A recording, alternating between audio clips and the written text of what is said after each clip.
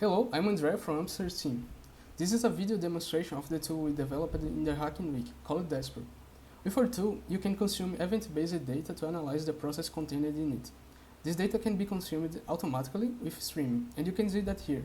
This page is updated each minute to reflect the latest events received via streaming, showing a very up-to-date visualization. You can also pause the update to better analyze a now-frozen graph, just like that.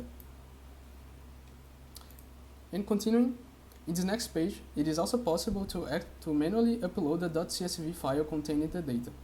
As an example, I brought this log from a software development company where each stage of the development is marked by an activity.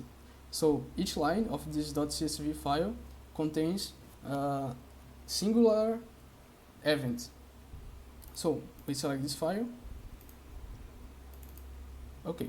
And for the tool to be able to work properly, you need to map each column of your data to some key concepts in process mining, such as case ID.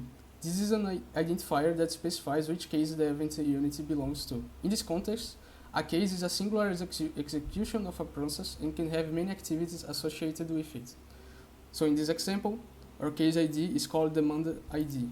We also have the activity key. This identifies the activity represented by the event. In this example, again, we have the tarefa keyword for that. We also have the resource. This is related to the employee or machine responsible for the execution of the event. In this example, we don't have any resource attached to the data, so we just leave it empty, as empty. We also have the start timestamp and end timestamp. This marks the moment the event starts and finishes.